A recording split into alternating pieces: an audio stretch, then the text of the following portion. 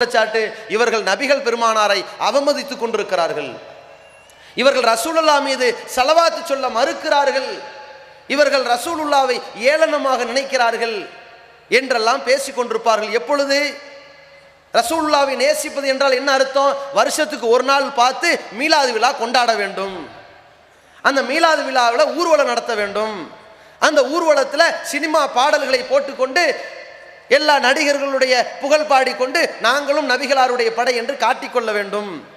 பிறகு ரபியுல் அவ்வல் மாதம் வந்தால் 10-12 நாட்கள் பள்ளியிலே அமர்ந்து கொண்டு யா நபி சலாம் அலைக்கும், யா ரசூல் சலாம் அலைக்கும், யா ஹபீப் சலாம் அலைக்கும் என்று பஜனை பாட வேண்டும். அங்கே பஜனை, இங்கே மௌலிது ஓத வேண்டும். இப்படியாக வீடு வீடாக சென்று விடி மௌலிது என்றும் நடை மௌலிது என்றும் எத்தனையோ வகையான காசுக்கேற்ற மாதிரி மௌலிது பாடல்களை இழுத்தும் சுருக்கியும் ஓதிக்கொள்ள வேண்டும். இப்படி செய்வது கூடாது என்று யாராவது மறுத்தால், இதை பற்றி விமர்சித்தால், இதை எதிர்த்து பேசினால் இவர்கள் நபியினுடைய எதிர்ப்பாளர்கள், நபியை அவமதிப்பவர்கள் சொல்லிவிட்டார்கள். நீங்கள் நபிகளாரை புகழ்கிறோம் என்ற பெயரால் என்னென்ன காரியங்களை செய்கிறீர்களோ அதற்கும் நபிகள் பெருமானாருக்கும் எந்த சம்பந்தமும் கிடையாது. நீங்கள் ரபியுல் அவ்வல் 12 என்கிற பெயரால் நபிகளாருக்கு பிறந்த நாள் விழா கொண்டாடுகிறீர்களே, அதற்கு நபிகளாரோடு தொடர்பு இருக்கிறதா? ரசூலுல்லாஹ் தன்னுடைய 23 ஆண்டு கால தூதுத்துவ வாழ்க்கையில பிறந்த நாள் விழா கொண்டாடினார்களா? கொண்டாட சொன்னார்களா? சஹாபாக்களுக்கு அறிவுறுத்தினார்களா? மறக்காமல் ரபியுல் அவ்வல் 12 வந்தா என் பேர்ல மௌலிது ஓதுங்கன்னு சொன்னார்களா? சொல்லவில்லை, வழிமுறை காட்டி கொடுக்கவில்லை.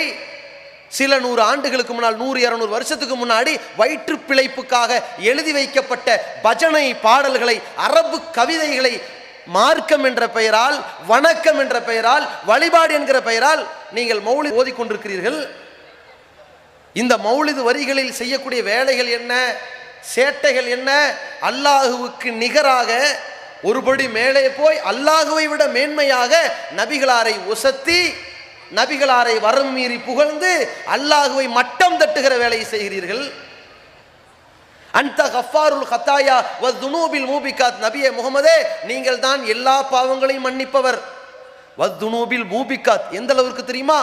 மூழ்கடிக்கப்படுகிற, அல்லாஹ்வுடைய தூதரவர்கள் சொன்னார்களே, இஜ்தனிபு சபல் மூபிகாத், மிகப்பெரிய பாவங்கள் 7, அதை தவிர்ந்து கொள்ளுங்கள் என்று சொன்னார்களே, அந்த பாவங்களை கூட முகமது நீங்க நினைச்சா மன்னிக்க முடியும்.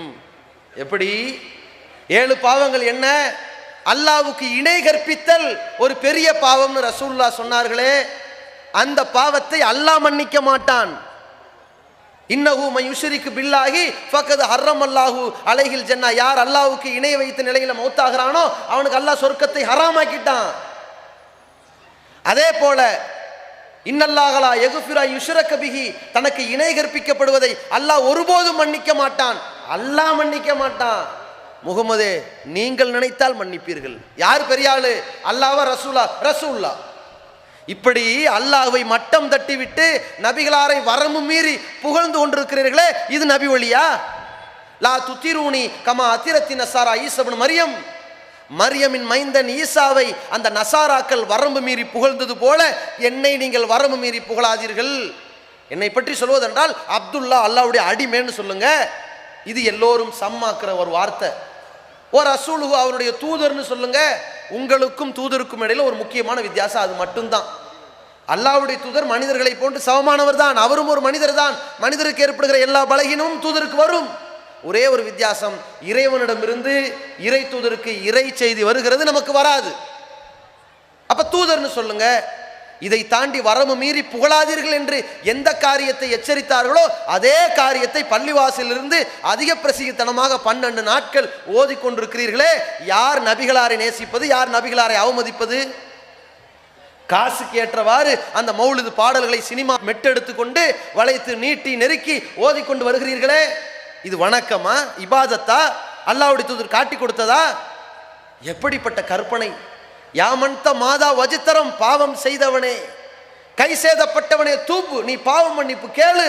ஓ ஹல்லல் ஹரம், இதோ ஓடிவா, இந்த முகமது அடக்கம் செய்யப்பட்ட சன்னிதானத்துக்கு வாங்க எழுதி வைத்திருக்கிறீர்களே. பசத்து கஃபி ஓ ஃபாக்கத்தி ஒன்னதம், என் கைகளை விரித்து விட்டேன் முகமதே, இதோ ஓடோடி வந்திருக்கிறேன் என்று அங்கே சென்று கையேந்த வேண்டும் என்கிற புதிய ஒரு இணை வைப்பு கொள்கையை புகுத்தி கொண்டிருக்கிறீர்களே. இதுதான் நீங்கள் நபியை நேசிப்பதா? இது செய்யக்கூடாது என்றால் நாங்கள் நபிகளாரை அவமதிக்கிறது என்கிறீர்களா? கேட்டால் இவர்கள் நபி மீது ஸலவாத்தே சொல்வதில்லை. என்ன ஸலவாத்தை சொல்லணுமா? இவங்க பண்ற வேலை என்ன? ஏதாவது பயான் முடிஞ்சாலும் சரி, பள்ளிவாசல்ல துவா முடிஞ்சாலும் சரி, ஒரு சபை கலைஞ்சாலும் சரி, ஸல்லல்லாஹு அலா முஹம்மது ஸல்லல்லாஹு அலைஹி வஸல்லம், ஸல்லல்லாஹு அலா முஹம்மது ஸல்லல்லாஹு அலைஹி வஸல்லம், ஸல்லல்லாஹு அலா முஹம்மது யா ரப்பி ஸல்லி அலைஹி வஸல்லம் சொல்றீங்களே, இதை எங்கிருந்து எடுத்தீங்க? குர்ஆன்ல இருந்து காட்டுங்களேன் இந்த 3 வரிய, அல்லது ஹதீஸ்ல இருந்து காட்டுங்களேன். எங்கிருந்து இதை கண்டுபிடிச்சீங்க? சபை கலைகிற பொழுது, ஒரு உரை நிறைவு பெறுகிற பொழுது, இப்படி ஏதோ ஒரு கட்டத்தில் இதை ஓதி கலைகிறீர்களே, இப்படி ஒரு ஸலவாத்தை இந்த தூதர் எங்காவது சொல்லி கொடுத்திருக்கிறாரா? இல்லையே. அல்லாஹ் ஸலவாத்து சொல்ல சொன்னான், சலாமும் சொல்ல சொன்னான். இன்னல்லாஹ ஓ மலாயிக்கத்துஹு யுஸல்லூன அலன் நபி, அல்லாஹ் இந்த இறை தூதருக்கு அருள் புரிந்து விட்டான், அருள் புரிந்து கொண்டிருக்கிறான். இந்த மலக்குமார்கள் இந்த இறை தூதருக்காக வேண்டி அருளை வேண்டிக் கொண்டிருக்கிறார்கள். யா அய்யுஹல்லதீன ஆமனு, இறை நம்பிக்கை கொண்டவர்களே, சல்லு அலைஹி, அவருக்காக நீங்கள் ஸலவாத்து சொல்லுங்கள், அருளை தேடுங்கள். வஸல்லிமு, சலாமும் சொல்லுங்கள். அல்லாஹ் சொன்னான். சஹாபாக்கள் ரசூலுல்லாஹ்விடத்தில் கேட்டார்கள், கைஃப நுஸல்லி அலைக்க யா ரசூலல்லாஹ், அல்லாஹ்வின் தூதரே உங்கள் மீது சலாம் சொல்வது எப்படி, ஸலவாத்து சொல்வது எப்படி கேட்கிறார்கள். சலாம் சொல்றது ஓகே, அஸ்ஸலாமு அலைக்கும் சொல்லிக்கிட்டு இருக்கிறாங்க. ஸலவாத்து சொல்வது எப்படி கேட்டார்கள். ரசூலுல்லாஹ் சொல்லிக் கொடுத்தார்கள். அல்லாஹும்ம ஸல்லி அலா முஹம்மதின் வ அலா ஆலி முஹம்மதின் கமா ஸல்லைத அலா இப்ராஹீம வ அலா ஆலி இப்ராஹீம இன்னக ஹமீதும் மஜீத், அல்லாஹும்ம பாரிக் அலா என்று தொடங்கி இன்னக ஹமீதும் மஜீத் என்று முடியும் வரைக்கும் சொல்லிக் கொடுத்தார்கள். பிறகு சஹாபாக்கள் சொன்னார்கள், எப்பொழுது இதை எப்போது சொல்ல வேண்டும் என்று ரசூலுல்லாஹ் சொன்னார்களோ அப்போது சொன்னார்கள். எப்போது சொல்ல வேண்டும்? பாங்கு சொன்னதற்கு பிறகு சொல்ல வேண்டும். இதுதான் நபிகளாரை நேசிப்பதற்கு அழகு. எங்கேயாவது பள்ளிவாசலில் பாங்கு சொன்னதற்கு பிறகு சொல்வார்களா? சொல்ல மாட்டார்கள். பாங்கு சொல்றதுக்கு முன்னாடி அதிக பிரசங்கித்தனமாக ரசூலுல்லாஹ் சொன்னாங்க, நீ பாங்கு சொன்னதுக்கு பிறகு சொல்றது. இவர்கள் பாங்கு சொல்றதுக்கு முன்னாடியே அல்லாஹும்ம ஸல்லி அலா சய்யிதினா ஓ நபியினா ஓ மௌலானா வ அலா ஆலிஹி வ ஸஹ்பிஹி அஜ்மைன் என்று ஒரு கூட்டம். அல்லாஹும்ம ஸல்லி அலா சய்யிதினா முஹம்மதின் வ அலா ஆலி முஹம்மதின் வ பாரிக் வ ஸல்லிம் அலை, அல்லாஹு அக்பர் என்று பாங்கை தொடங்குகிறீர்களே, இதற்கு எங்கே ஆதாரம்? இப்படி ரசூலுல்லாஹ் சொல்லி கொடுத்தார்களா?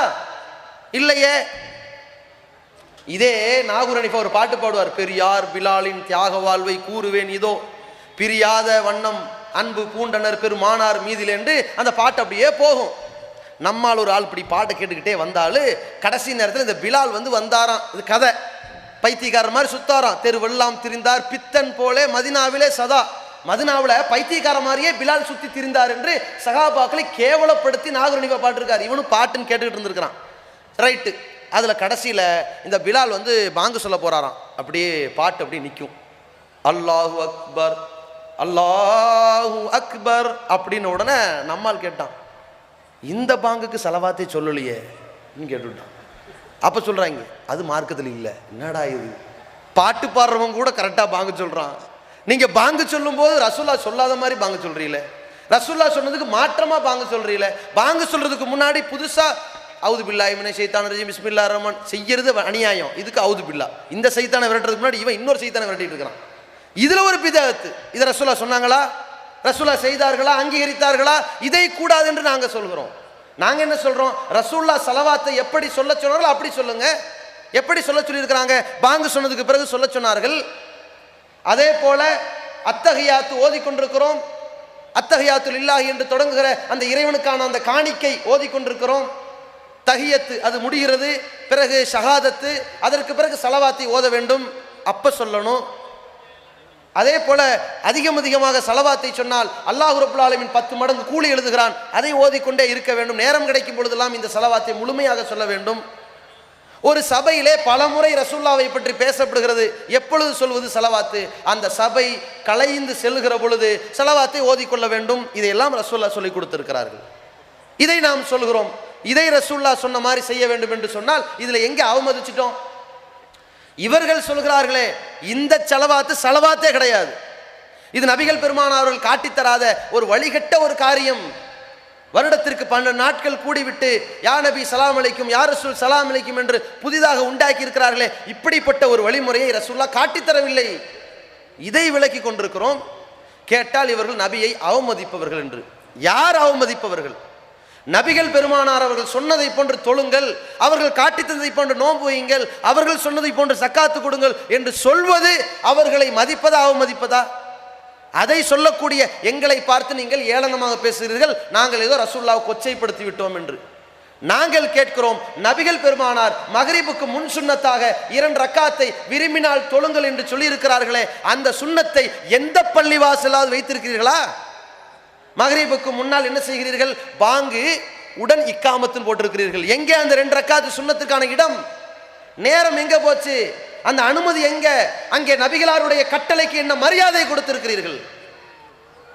இதுதனு லா தம்னவு இமா அல்லாஹி அனில் மசாஜிதிலா என்று ரசூலுல்லாஹ் சொன்னார்களே, பெண்கள் பள்ளிவாசலிற்கு செல்வதற்கு அனுமதி கேட்டால் தடை செய்யாதீர்கள் என்று சொன்னார்களே, நீங்கள் பெண்களை பள்ளிக்கு வரக்கூடாது என்று தடை செய்து கொண்டு தடுத்து கொண்டு வருகிறீர்களே, நீங்கள் நபிகளாரை எந்த லட்சணத்தில் வைத்திருக்கிறீர்கள் பாருங்கள். அவமதிக்கிறீர்களா இல்லையா? நபிகளாருடைய கட்டளையை மீறி உங்களுடைய அதிக பிரசங்கித்தனத்தை பதிவு செய்கிறீர்களா இல்லையா? இதான் மதிக்கிறதா? ரசூலுல்லாஹி ஸல்லல்லாஹு அலைஹி வஸல்லம் அவர்கள் எப்படி மார்க்கத்தை சொன்னார்களோ அந்த நபி வழிப்படி இவர்களுடைய தொழுகை கிடையாது. நெஞ்சின் மீது கை கட்டி தொழுதிருக்கிறார்கள், இது ஹதீஸில் இருக்கிறது, அப்படி செய்ய வேண்டும் என்று சொல்கிறீர்களா? ஹதீஸில் இருக்குதுன்னு காட்டினா என்ன செய்றீங்க? தூக்கி அந்த பக்கம் போடுங்க என்று பேசுகிறீர்கள். நீங்களா நபியை நேசிப்பது? அத்தகையாத்தில் விரலசித்துக் கொண்டிருக்க வேண்டும் என்று ரசூலுல்லாஹி ஸல்லல்லாஹு அலைஹி வஸல்லம் அவர்கள் செய்திருக்கிறார்கள். ஆட்காட்டி விரலை அசைத்துக் கொண்டிருந்திருக்கிறார்கள். குளிர்ல நடுங்கி இருக்கிறோம் என்று பேசுகிறீர்களே, ஏளனமாக பேசுபவர்கள் யார்? ரசூலுல்லாஹி ஸல்லல்லாஹு அலைஹி வஸல்லம் அத்தகையாத் இருப்பிலே ஆட்காட்டி விரலை நீட்டி பிறகு அசைத்துக் கொண்டே இருந்தார்கள். தொழுகை முடியும் வரை செய்திருக்கிறார்களே, இதை செய்யுங்கள்னு கேட்டா இவர்கள் வியாக்கியானம் என்ன?